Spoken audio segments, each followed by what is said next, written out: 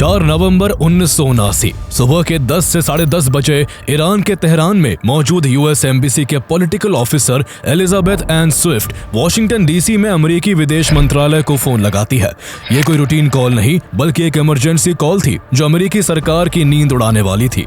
Elizabeth की आवाज में डर साफ झलक रहा था। उन्होंने एक ही सांस में कहना शुरू किया, ईरानियों ने हमला कर दिया है और सैकड़ों ईरानी प्रोटेस्टर्स यूएस एम्बेसी की 10 फुट ऊंची दीवारों को फांद कर अंदर घुस रहे हैं। भीड़ बेकाबू हो चुकी है और कभी भी दूतावास पर कब्जा हो सकता है। एलिजाबेथ स्विफ्ट अभी फोन पर ही थी, तभी ईरानियों ने दूतावास की पहली मंजिल में आग लगा दी। यूएस स्टाफ को डर था कि कहीं अमेरिकी सीक्रेट डॉक्यूमेंट्स इस भीड़ के हाथ ना लग जाए, इसलिए स्टाफ जल्दबाजी में जरूरी कागजात जला रहा था। एलिजाबेथ स्विफ्ट के कॉल कटने से पहले के आखिरी शब्द थे, वी आर गोइंग डाउन। अगले कुछ मिनटों में खुद को इमाम की लाइन के मुस्लिम फॉलोअर्स कहने वाले करीब 400 स्टूडेंट्स प्रोटेस्टर्स ने यूएस एम्बेसी पर कब्जा कर उसमें मौजूद 66 अमेरिकियों को हॉस्टेज बना लिया। उनकी आंखों को पट्टी और हाथों को रस्सी से बांध दिया गया। फिर उनकी तेहरान की गलियों में परेड निकाली गई। पूरी दुनिया की नजरें टीवी स्क्रीन पर टिक गई, जिस पर दिख रहा था कि कैसे इन अमेरिकन डिप्लोमेट्स को ह्यूमिलिएट कर भीड़ उनकी मौत के नारे लगा रही थी। पूरी दुनिया देख रही थी कि जिस सुपर पावर अमेरिका के इशारे पर जो ईरान कभी नाचता था, उसने कैसे अमेरिका को घुटनों पर ला दिया था। लेकिन ऐसा क्या हुआ था जिसके कारण ईरान ने अमेरिकन डिप्लोमेट्स को हॉस्टेज बना लिया? कैसे अमेरिका ने एक फेक हॉलीवुड फिल्म के बहाने अपने कुछ डिप्लोमेट्स को ईरान की कैद से आजाद कराया? क्या था यह पूरा ईरानियन हॉस्टेज क्राइसिस जो 10-12 दिन नहीं पूरे 444 दिनों तक चला और जिसे इतिहास की सबसे बड़ी हॉस्टेज क्राइसिस में से एक माना जाता है? Several hundred young people, mainly students at Tehran University, have taken over the embassy. Iranian students continue to hold more than 50 hostages at the American embassy. The students want the deposed Shah returned to Iran for trial. Mendez and another CIA officer went into Tehran disguised as members of the film crew. That if and when the rescue operation had been commenced, that it had an excellent chance of success. 20वीं सदी की शुरुआत में Iran एक ऐसे मोड़ पर था जहां उसकी पुरानी संस्कृति और मॉडर्निटी का दबाव आपस में टकरा रहे थे। कजर डायनेस्टी, जिसने 1794 से 1925 तक ईरान पर शासन किया था, वो अब कमजोर हो गई थी। इसी के साथ 1925 में एक बड़ा बदलाव हुआ और एक सैन्य अधिकारी रेजा शाह पहलवी ने तख्ता पलट कर सत्ता हथिया ली। उनके शासन में ईरान का तेजी से मॉडर्नाइजेशन हुआ। उन्होंने रेलवे, स्कूल और इंडस्ट्रीज को बढ़ावा दिया और महिलाओं के लिए नकाब पर रेस्ट्रिक्शंस जैसे सेक्युलर रिफॉर्म्स लागू किए। हालांकि जल्द ही उनकी सख्त नीतियों ने ट्राइबल लीडर्स और मौलवियों को नाराज कर दिया। लोगों की नाराजगी का एक कारण यह भी था कि सत्ता बदलने के बावजूद ज्योग्राफिकल इंपॉर्टेंस और ऑयल रिजर्व्स की वजह से ईरान पर ब्रिटेन जैसी विदेशी ताकतों का इंटरफेरेंस बना हुआ था। ब्रिटेन ने यहाँ Anglo Persian oil company establish कर ईरानियन ऑयल पर अपनी मोनोपोली बना ली थी। ब्रिटेन की ईरान में पकड़ इतनी मजबूत थी कि रेजा शाह पहलवी भी ब्रिटेन के सपोर्ट की वजह से ही पावर में आए थे। ब्रिटेन के साथ साथ सोवियत यूनियन भी ईरान को अपने इंटरेस्ट के तौर पर देखता था और यहाँ अपनी पकड़ बनाने में लगा हुआ था। रेजा शाह के लिए सब कुछ ठीक चल रहा था, लेकिन इस बीच जब 1939 में वर्ल्ड वॉर 2 शुरू हुआ तो ब्रिटेन और सोवियत को लगने लगा कि रेजा शाह का झुकाव नाजी जर्मनी की ओर है। इसी के चलते दोनों देश रेजा शाह को गद्दी से हटाकर उनके 21 साल के बेटे मोहम्मद रेजा पहलवी को ईरान का नया शाह बना देते हैं। उन्हें विरासत में एक ऐसा देश मिला जो ट्राइबल डिविजन्स, कॉलोनियल इन्फ्लुएंस और इकोनॉमिक प्रॉब्लम से जूझ रहा था। तेल के बड़े भंडार होने के बावजूद देश में गरीबी चरम पर थी। जिन ईरान रिसोर्सेज का असली फायदा ईरानी लोगों को मिलना चाहिए था, उन्हें विदेशी ताकतों के हाथों लूटा जा रहा था। लेकिन मोहम्मद रेजा पहलवी भी अपने पिता की तरह हाथ पर हाथ रखे सब चुपचाप देखते रहे। लेकिन इस कहानी में एक नया मोड़ तब आया जब 28 अप्रैल 1951 को मोहम्मद मोसादेक ईरान के प्राइम मिनिस्टर बनाए गए। मोसादेक नेशनलिस्ट थे और उन्होंने प्राइम मिनिस्टर बनते ही ईरान के सभी ऑयल रिसोर्सेज को नेशनलाइज कर दिया, जिससे ईरान के ऑयल रिसोर्सेज पर से ब्रिटेन का कब्जा रातों रात खत्म हो गया। इससे मोसादेक ईरान की जनता के हीरो बन गए, लेकिन ब्रिटेन उनसे खुश नहीं था और उन्हें रास्ते से हटाना चाहता था। अब तक अमेरिका भी काफी पावरफुल हो चुका था और वर्ल्ड वॉर 2 के बाद पूरी दुनिया में चल रहे हर कॉन्फ्लिक्ट में अपनी टांग अड़ाने लगा था। ऐसे में अगस्त 1953 में अमेरिका की intelligence agency CIA British agency MI6 के साथ मिलकर मोसादेक को अरेस्ट कर सत्ता से बेदखल करवा देती है, जिससे से मोहम्मद रेजा पहलवी फिर से पावर में आ जाते हैं। मोहम्मद रेजा को इस बार ईरान का सिंहासन अमेरिका के रहमो करम पर मिला था, इसलिए वो अमेरिका के इशारों पर नाचने लगे। ईरान की जनता भी शाह को अमेरिका की कठपुतली के रूप में देखने लगी, जिसके बाद शाह और उनकी नीतियों के खिलाफ लोग खुलकर बोलने लगे। विरोध को कम करने के लिए शाह ने 1963 में व्हाइट रेवोल्यूशन को लागू किया, लेकिन लोगों का गुस्सा कम नहीं हो सका। उसी दौरान ईरान में शिया मुस्लिम धर्मगुरु आयतुल्लाह रूहुल्लाह खुमैनी काफी पॉपुलर हो रहे थे और वो शाह की सेक्युलर पॉलिसीज का विरोध करते हुए इसे इस्लामी परंपराओं पर हमला बता रहे थे। आयतुल्लाह खुमैनी शाह के साथ साथ अमेरिका को भी निशाना बना रहे थे। इसके चलते शाह की सरकार ने उन्हें 1963 में गिरफ्तार करवाकर 1964 में उन्हें एग्जाइल में भेज दिया। लेकिन एग्जाइल में रहते हुए भी आयतुल्लाह खुमैनी का इन्फ्लुएंस कम नहीं हुआ। वो सिंबल ऑफ रेजिस्टेंस बन गए और उनके शाह विरोधी संदेशों को ऑडियो कैसेट और टेप के जरिए पूरे ईरान में फैलाया गया, जिसके कारण ऑपोजिशन एकजुट होने लगे। देखते ही देखते शाह और अमेरिका के खिलाफ ऐसा माहौल बन गया जिसने मार्क्सिस्ट स्टूडेंट से लेकर धार्मिक नेताओं तक सभी को एक साथ लाकर खड़ा कर दिया। उनका मानना था कि अमेरिका ही ईरान की सभी परेशानियों की जड़ है। 1978 के आखिर तक शाह के खिलाफ जबरदस्त विरोध प्रदर्शन होने लगे। लोगों ने जगह जगह अमेरिकी झंडे जलाने और Shah is the US puppet, down with the Shah जैसे नारे लगाने शुरू कर दिए। शाह उस समय कैंसर से जूझ रहे थे। जब प्रोटेस्ट अनकंट्रोलेबल हो गए तो 16 जनवरी 1979 को मोहम्मद रेजा पहलवी ईरान छोड़कर भाग निकलते हैं। अगले ही महीने 1 फरवरी 1979 को आयतुल्लाह खुमैनी 15 सालों के बाद आखिरकार एग्जाइल से वापस ईरान लौट आते हैं, जिनका करीब 50 लाख लोगों की भीड़ जोरदार स्वागत करती है। कुछ ही दिनों के अंदर ईरान से राजशाही पूरी तरह से खत्म हो जाती है। आयतुल्लाह खुमैनी के सपोर्टर्स मेजर गवर्नमेंट इंस्टीट्यूशंस पर कब्जा कर लेते हैं और ईरान को इस्लामिक रिपब्लिक डिक्लेयर कर देते हैं। ईरान छोड़ने के बाद शाह का बुरा हाल था। वो इजिप्ट, मोरक्को, द बहामास और मेक्सिको जैसे देशों में शरण लेते हैं, लेकिन कैंसर से जूझ रहे शाह की हालत दिन ब दिन खराब होती जा रही थी। शुरुआत में अमेरिकी सरकार शाह को अमेरिका में एंट्री देने से डर रही थी, क्योंकि उन्हें इंटेलिजेंस इनपुट मिले थे कि ऐसा करने से ईरान में अमेरिका के खिलाफ विद्रोह पनप सकता है।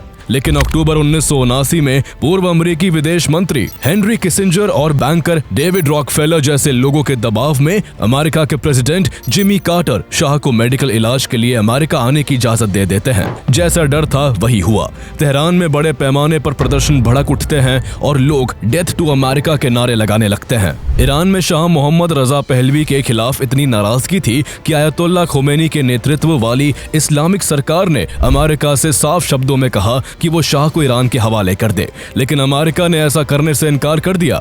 इसके बाद प्रदर्शन करने वाले लोग आग बबूला हो गए। प्रोटेस्ट अब सिर्फ नारों तक ही सीमित नहीं रहा, बल्कि प्रोटेस्टर्स तेहरान में मौजूद यूएस एम्बेसी को भी निशाना बनाने के लिए इकट्ठा होने लगते हैं। यूं तो 14 फरवरी 1979 को भी प्रोटेस्टर्स ने यूएस एम्बेसी में घुसने की कोशिश की थी, मगर तब सैनिकों की मदद से उन्हें रोक लिया गया था। लेकिन इस बार हालात अलग थे। 4 नवंबर 1979 को सुबह करीब 10 बजे तक लगभग 400 ईरानियन स्टूडेंट्स अमेरिकी दूतावास के बाहर जमा हो जाते हैं, जो खुद को आयतुल्लाह खुमैनी के फॉलोअर्स बता रहे थे। कुछ ही देर में एम्बेसी के बाहर बढ़ती ये भीड़ बेकाबू होकर यूएस एम्बेसी की 10 फुट ऊंची दीवारें फांद जाती है।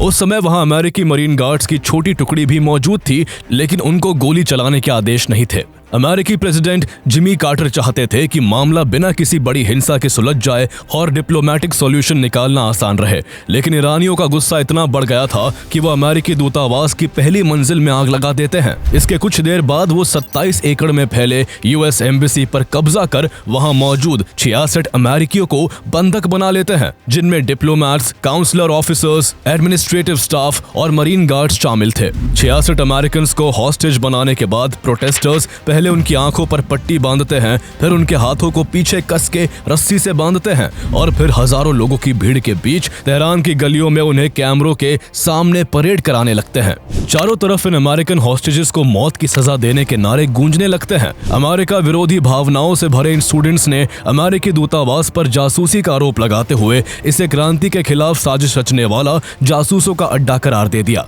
ज्यादातर स्टूडेंट्स तेहरान यूनिवर्सिटी और शरीफ यूनिवर्सिटी से थे और अमेरिका के खिलाफ लंबे समय से पनप रही भावनाओं से भरे हुए थे।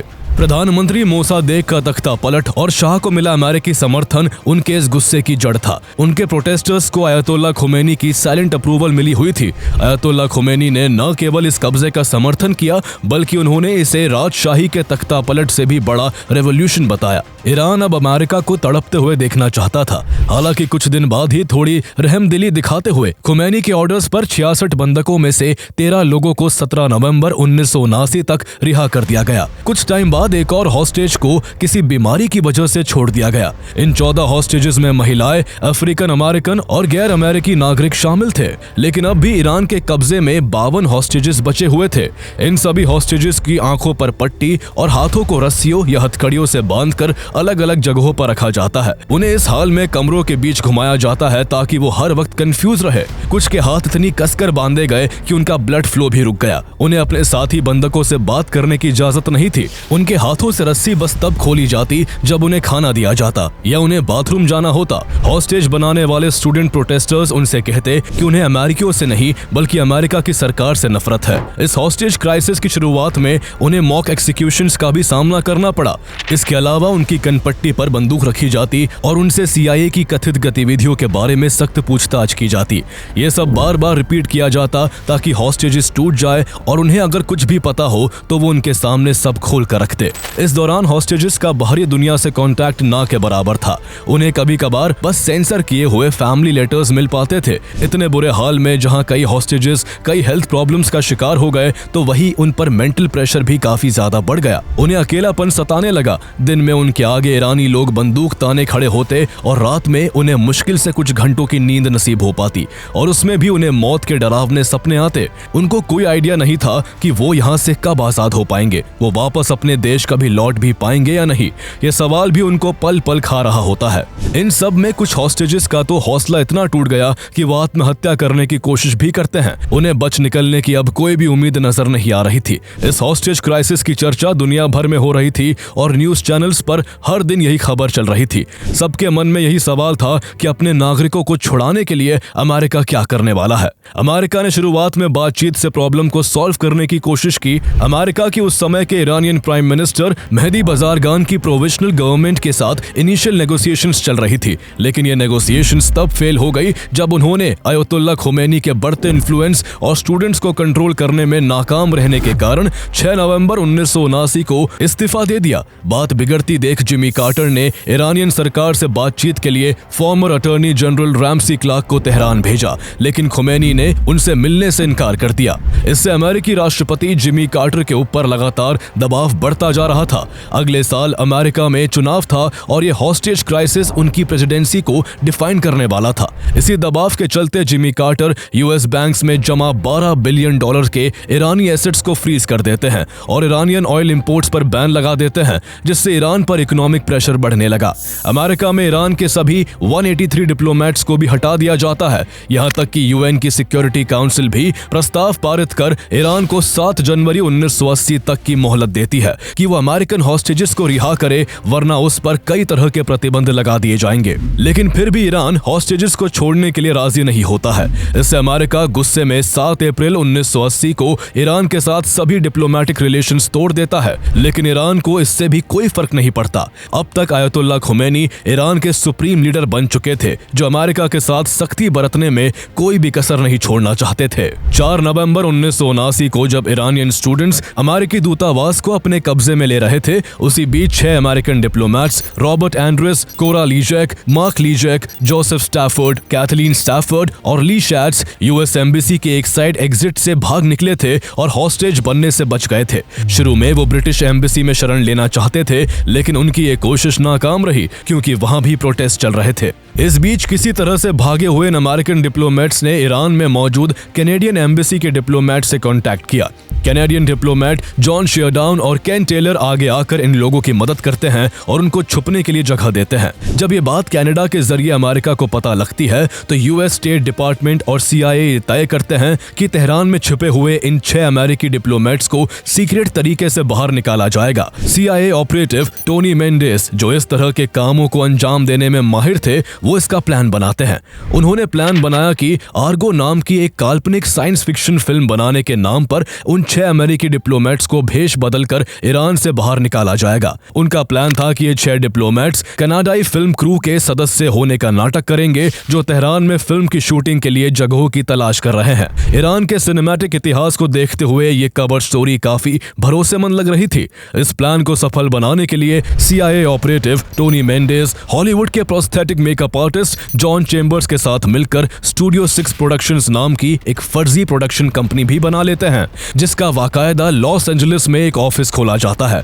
इसके बाद आर्गो के लिए एक स्क्रिप्ट भी तैयार की जाती है जिसमें एक हीरो युद्धग्रस्त इलाके में रेफ्यूजीज को बचाता है। फिल्म का प्लॉट डिप्लोमेट्स की स्थिति से मिलता जुलता था। ईरानियों को झांसे में लाने के लिए वैरायटी और दी हॉलीवुड रिपोर्ट्स जैसे अखबारों में इस फिल्म के एडवर्टीजमेंट्स छपवाए जाते हैं और पोस्टर्स, स्टोरी बोर्ड्स और प्रेस किट भी बनाए जाते हैं। इसके बाद जनवरी 1980 में कैनेडियन पार्लियामेंट उन 6 लोगों के लिए कैनेडियन पासपोर्ट्स जारी करने की सीक्रेट अप्रूवल दे देती है। अब प्लान को एग्जीक्यूट करने की बारी थी। इसके लिए 25 जनवरी 1980 को टोनी मेंडेस और एक और CIA ऑपरेटिव जिसका कोड नेम जूलियो था, उन 6 लोगों के फर्जी पासपोर्ट्स के साथ तेहरान पहुंच जाते हैं। टोनी मेंडेस अपने साथ कुछ props, business cards, film magazines और आर्गो मूवी की स्क्रिप्ट की कॉपी लेकर गए थे ताकि कवर स्टोरी मजबूत लगे। वहां पहुंचने के बाद वो 2 दिन तक कैनेडियन डिप्लोमेट जॉन शेयरडाउन के घर पर सभी 6 डिप्लोमेट्स को ट्रेन करते हैं। उन्हें फिल्म इंडस्ट्री का जार्गन, कैनेडियन एक्सेंट और उनकी बैक स्टोरी सिखाई जाती है। सभी को उनके रोल्स बहुत अच्छे से समझाए जाते हैं। रॉबर्ट एंडर्स को डायरेक्टर, कोरा लाइजेक को स्क्रीन राइटर, मार्क लाइजेक को ट्रांसपोर्टेशन कोऑर्डिनेटर, जोसेफ स्टैफर्ड को एसोसिएट प्रोड्यूसर, कैथलीन स्टैफर्ड को सेट डिजाइनर और ली शैट्स को कैमरामैन का रोल प्ले करना था। डिप्लोमेट्स नर्वस होने के बावजूद अपने रोल्स के लिए तैयार हो रहे थे। उन्हें पता था कि एक भी गलती प्लान को फेल कर सकती है और उनकी जिंदगी खतरे में पड़ सकती है। अपने अपने रोल में ढलकर 27 जनवरी 1980 को ये सभी 6 अमेरिकन डिप्लोमेट्स मेंडेस और जूलियो के साथ ज्यूरिक जाने वाली स्विस एयर फ्लाइट के लिए मेहराबाद एयरपोर्ट पर पहुंच जाते हैं। पासपोर्ट्स में सभी डिप्लोमेट्स को कैनेडियन फिल्म मेकर्स के रूप में लिस्ट किया गया था। उन्हें कई चेक पॉइंट्स का सामना करना पड़ता है जहां रिवॉल्यूशनरी गार्ड्स उनके डॉक्यूमेंट्स की बारीकी से जांच करते हैं। जांच के दौरान जब गार्ड्स बहुत गौर से उनके पासपोर्ट्स को देख रहे होते हैं जिन पर फेक ईरानी वीजा लगे थे, तो उन लोगों की टेंशन बढ़ने लगती है। उन्हें डर था कि कहीं पकड़ ना लिए जाए, लेकिन किसी तरह से उनके पासपोर्ट्स जांच में पास हो गए। इसके बाद 28 जनवरी की अर्ली मॉर्निंग वो फ्लाइट में सवार होते हैं और किसी भी तरह के शक से बचने के लिए वो अलग अलग बैठ जाते हैं। जैसे ही प्लेन उड़ान भरकर तुर्की के एयर स्पेस में घुसा, डिप्लोमेट्स की सांस में सांस आ गई। उन्होंने शैंपेन के साथ अपने बच निकलने का जश्न मनाया। ज्यूरिक में US ऑफिशियल्स ने उनका स्वागत किया और बाद में उन्हें जर्मनी के फ्रैंकफर्ट में US मिलिट्री बेस पर ले जाया गया। इस ऑपरेशन की कामयाबी को सीक्रेट रखा जाता है ताकि ईरान में कैनेडियन डिप्लोमेट्स को किसी दिक्कत का सामना ना करना पड़े। 27 जनवरी 1980 को कनाडा ने भी तेहरान में अपनी एम्बेसी बंद कर दी और एम्बेसडर केन टेलर समेत उनके स्टाफ को वापस बुला लिया गया। बाद में जब इस सीक्रेट ऑपरेशन का खुलासा हुआ तो कनाडा को ग्लोबली काफी तारीफ मिली और कैनेडियन एम्बेसडर केन टेलर को US कांग्रेशनल गोल्ड मेडल से सम्मानित किया गया। इस तरह अमेरिका अपने 6 डिप्लोमेट्स को तो ईरान से निकालने में कामयाब हो गया था, लेकिन जिन 52 अमेरिकन को ईरान ने बंधक बना रखा था उनका अब भी बुरा हाल था। उन 52 हॉस्टेजेस के लिए एक दिन भारी गुजर रहा था। उन्हें नहीं पता था कि वो कभी आजाद हो भी पाएंगे या नहीं। अगर बात बिगड़ी तो उन्हें किस तरह की सजा दी जा सकती है, ये ख्याल भी उन्हें सोने नहीं देता था। जब ईरान में ये हॉस्टेज क्राइसिस काफी लंबा खिंच गया और अमेरिका के डिप्लोमेटिक एफर्ट्स फेल होने लगे तो US प्रेसिडेंट जिमी कार्टर की गवर्नमेंट पर डोमेस्टिक प्रेशर काफी बढ़ गया। जिमी कार्टर चाहकर भी कोई सैन्य कार्रवाई भी नहीं कर सकते थे क्योंकि ईरान ने खुली धमकी दी थी कि अगर अमेरिका ने किसी भी तरह की सैन्य कार्रवाई की तो वह अमेरिकी दूतावास में आग लगाकर सभी बंधकों को मार डालेंगे। अप्रैल 1980 तक जिमी कार्टर की सरकार पूरी तरह से हताश और निराश हो चुकी थी। ऐसे में राष्ट्रपति जिमी कार्टर आखिरकार एक रिस्की कदम उठाने का फैसला करते हैं। 11 अप्रैल 1980 को नेशनल सिक्योरिटी काउंसिल की मीटिंग में वो एक मिलिट्री रेस्क्यू ऑपरेशन की प्लानिंग को हरी झंडी देते हैं जिसे ऑपरेशन ईगल क्लॉ नाम दिया गया। ये मिशन डेल्टा फोर्स का पहला बड़ा ऑपरेशन होने वाला था जिसे कर्नल चार्ल्स बेकविथ ने प्लान किया था। प्लान ये था कि 8 RH-53D सी स्टालियन हेलीकॉप्टर्स और 6 C-130 ट्रांसपोर्ट प्लेन्स अलग अलग रास्तों से उड़ान भरकर ईरान में एक डेजर्ट लैंडिंग साइट पर मिलेंगे, जिसे डेजर्ट 1 कोड नेम दिया गया था। ये जगह तेहरान से लगभग 200 मील दूर थी। प्लान था कि यहीं पर हेलीकॉप्टर्स को C-130 से रिफ्यूल किया जाएगा और ट्रूप्स को एक दूसरी लोकेशन डेजर्ट 2 पर ले जाया जाएगा। इसके बाद वहां से अगली रात हॉस्टेजेस को छुड़ाने के लिए एक्चुअल रेस्क्यू रेड लॉन्च होगा। इस मिशन में डेल्टा फोर्स को CIA की इन कंट्री टीम भी सपोर्ट करने वाली थी। पेपर पर जो मिशन काफी कमाल का लग रहा था, वो असल में शुरू होते ही गड़बड़ाने लगता है। मिशन के लिए 8 हेलीकॉप्टर्स भेजे गए थे, लेकिन डेजर्ट 1 तक सिर्फ 5 हेलीकॉप्टर्स ही ऑपरेशनल हालत में पहुंच पाते हैं। उस दिन ईरान के रेगिस्तान में इतनी जोर की आंधी आई थी कि जहां कोई हेलीकॉप्टर धूल में फंस गया तो कोई हाइड्रोलिक प्रॉब्लम के चलते खराब हो गया। ऐसे में डेजर्ट 1 पर अब सिर्फ 5 हेलीकॉप्टर्स थे और ये पहले से तय था कि अगर 6 से कम हेलीकॉप्टर बचे तो मिशन को आगे नहीं बढ़ाया जाएगा। जब ये खबर वॉशिंगटन पहुंची तो प्रेसिडेंट जिमी कार्टर और उनके नेशनल सिक्योरिटी एडवाइजर ब्रेजिजेंस्की ये पूछते हैं कि क्या 5 हेलीकॉप्टर्स के साथ मिशन जारी रह सकता है। मौके पर मौजूद Delta Force commander colonel Charlie Beckwith इस बात पर नाराज हो गए कि जब उन्होंने 3 महीने पहले जनवरी में ही साफ कर दिया था कि 6 हेलीकॉप्टर्स के बिना अभियान को आगे नहीं बढ़ाया जा सकेगा, तो इस बारे में इतनी बहस क्यों हो रही है। आखिर में चार्ली बेकविथ को चिल्लाकर कहना पड़ा, नो वे। इसके बाद इस मिशन को यहीं पर कैंसिल कर दिया जाता है। सभी विमान वापस की ओर उड़ने लगते हैं, लेकिन तभी एक बड़ा हादसा हो जाता है। जब ट्रूप्स वापस लौटने की तैयारी कर रहे थे, तभी एक हेलीकॉप्टर एक EC-130 एयरक्राफ्ट से टकरा जाता है, जिससे एक जबरदस्त एक्सप्लोजन होता है। धमाका इतना जोर का था कि ऐसा लगता है जैसे रात में वहां सूरज उगाया हो। इस ट्रैजिक एक्सीडेंट में 8 US सोल्जर्स की जान चली जाती है।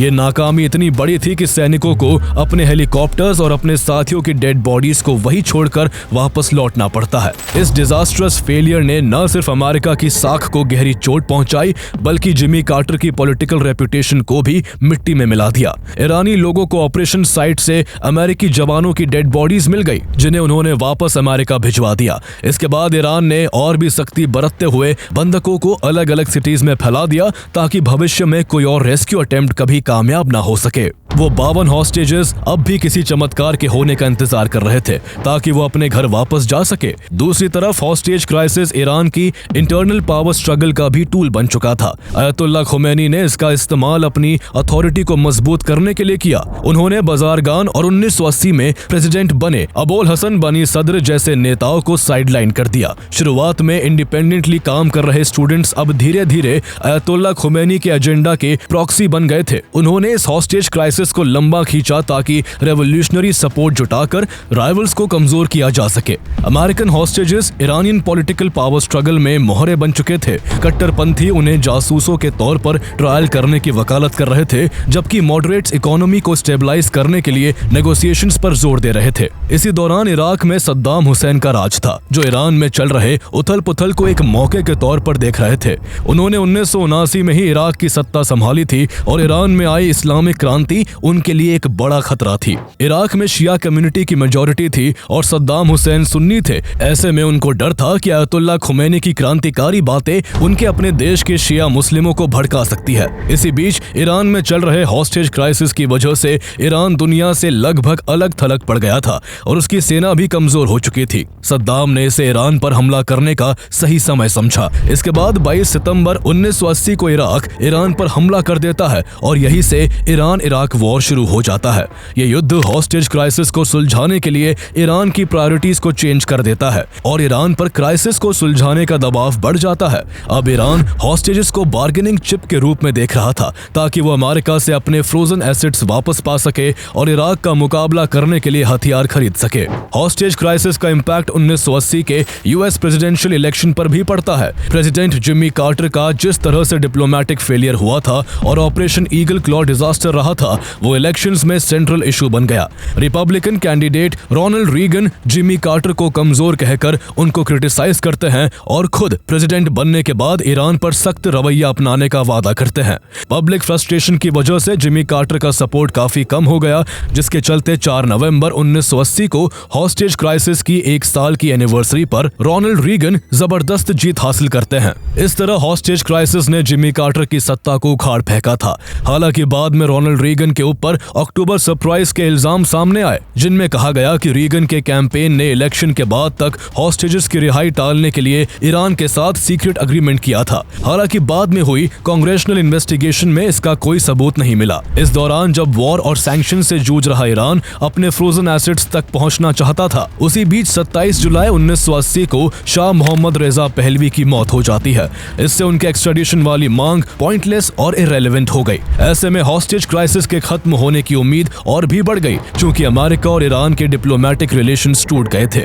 इसलिए यूएस अल्जीरिया के जरिए इस क्राइसिस को खत्म करने के लिए बातचीत की शुरुआत कर देता है। शाह मोहम्मद रेजा पहलवी की मौत के बाद ईरान भी समझौता करने के लिए तैयार था। इसलिए 12 सितंबर 1980 को ईरान के सुप्रीम लीडर आयतुल्लाह खुमैनी कुछ शर्तों के साथ हॉस्टेजेस को रिहा करने के लिए तैयार हो जाते हैं।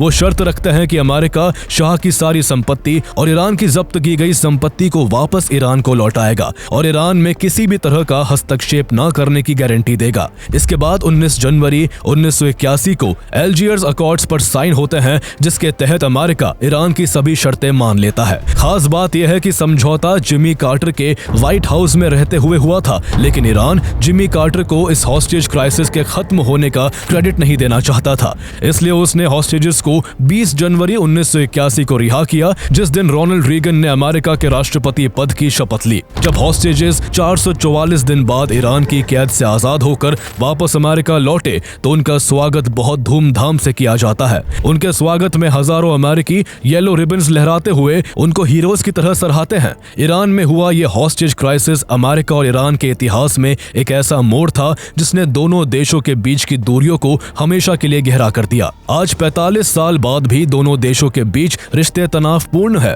तेहरान में स्थित अमेरिकी दूतावास, जो कभी अमेरिकी कूटनीति का केंद्र था, हॉस्टेज क्राइसिस के बाद फिर कभी नहीं खुल सका। आज ये एक म्यूजियम है जिसे ईरान की revolutionary guards Dane of espionage museum के नाम से चलाते हैं, जो इस घटना की गहरी कड़वाहट को दर्शाता है। दोनों देशों के बीच आई इस खटास के लिए हॉस्टेज क्राइसिस जिम्मेदार था, और वो क्राइसिस 1979 में हुए ईरानियन रेवोल्यूशन की वजह से ही हुआ था। ईरानियन रेवोल्यूशन दुनिया की एकमात्र ऐसी क्रांति थी जहां ईरान की जनता मोनार्की को हटाते हटाते अपने देश को रिलीजियस रिपब्लिक बनाने पर उतारू हो गई थी। ईरानियन रेवोल्यूशन, जिसे इस्लामिक रेवोल्यूशन भी कहा जाता है, उसने न केवल ईरान बल्कि वेस्ट एशिया को भी हमेशा हमेशा के लिए बदल कर रख दिया। अगर आप ईरानियन रेवोल्यूशन 1979 की फुल स्टोरी जानना चाहते हैं तो आप हमारी पिछली वीडियो देख सकते हैं, जिसका लिंक आपको डिस्क्रिप्शन में मिल जाएगा।